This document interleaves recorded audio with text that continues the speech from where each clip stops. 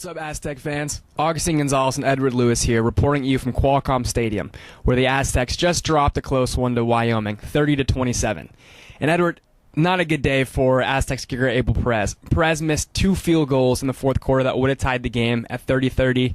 And basically, Rocky Long said after the game, you can't really say anything to a kicker at those times. Yeah, and he also missed an extra point. I mean, you hate to pile on the guy because you know he feels terrible. After the game, he was standing there literally by himself. There wasn't an Aztec within 15 yards of him. I know Ryan Lindley, I asked him after the game if he talked to Abel. He said, honestly, I didn't even see him in the locker room. So, I mean, that guy is about as invisible as you can be right now and as terrible as you can feel right now. But at the end of the day, man, I mean, you're a Division I kicker. You get a scholarship to kick field goals, and you're missing 29-yard field goals to tie the game, 12-yard extra points that would give your team a momentum boost, and 39-yard field goals that tie the game as well. I mean, you have to make at least one of those 3 kicks, and to miss them all in the fashion that he did was atrocious, and honestly, it is the reason they lost that game. Yeah, and I mean, life is rough being a kicker at the Division I level, because if you make a game-winning field goal, good, you're supposed to, you're the kicker, but if you don't, then you're the GOAT, and everyone talks about it after. And Edward, I don't think all the blame necessarily can be put on Abel Perez,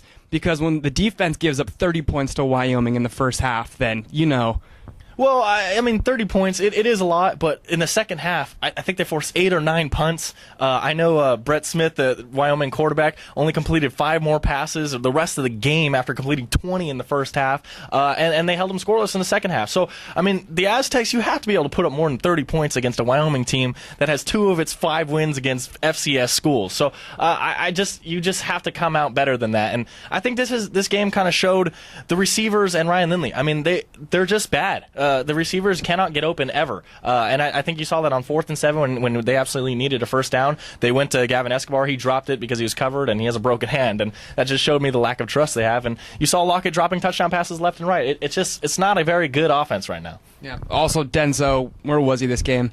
And it's just when you come out and you give up 30 points the first half to Wyoming after having a 16-day layoff. And also, you saw this against TCU after SDSU's first bye. They came out flat against TCU. How do you feel about the 16-day layoff? Obviously, it hurt them. Well, they just lose everything. Miles Burris said, we didn't come out with energy, we didn't come out with focus. And I asked him, did the bye week have anything to do with that? And he said no, but I mean, you could see in his face it did. I mean, what else can you attribute to coming out of one of 12 games and flat like that, giving up 30 points and just getting dominated? I just think the 16 days off really killed him. They haven't tackled a guy since October, I think it was 13th, and it's now October 29th. And in the first half, you saw they were missing tackles left and right. And Jake Feely, their best tackler, got stiff-armed to the ground by true freshman Brett Smith. It just was an off game, and you could tell that 16 days off really hurt him. And Rocky Long was right in the sense that he said he was nervous and not too stoked that they had these 2 weeks off. Now, this is the Aztecs' 3rd loss in Mountain West Conference play. Second in Mountain West, third overall. How meaningful was this loss in the long run? Well,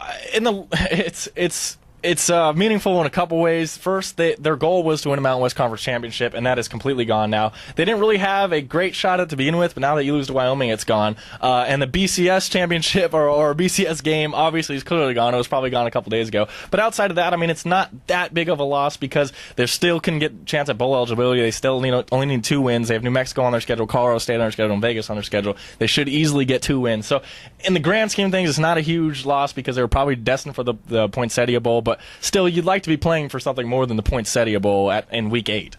Mm-hmm. Any closing thoughts? Yeah, I mean, there was 29,000 fans here, and I know the Aztecs didn't win, but they saw a good game. It was a good game, and I think that's important for the Aztecs as they keep trying to build this program. You can't just have these boring blowout games against bad teams, and I obviously like a win and whatnot, but, I mean, people had fun at this game. I know in the press box people were having fun. People weren't. It wasn't a morgue up here like it normally is during some of these games. So it was a good atmosphere for people to see. They had 2 recruits here, 2 big-time recruits, Kendrick Mathis and Ben Moa. They saw it. So you hate to lose it, but you like the game and the competitiveness and get fans to come back.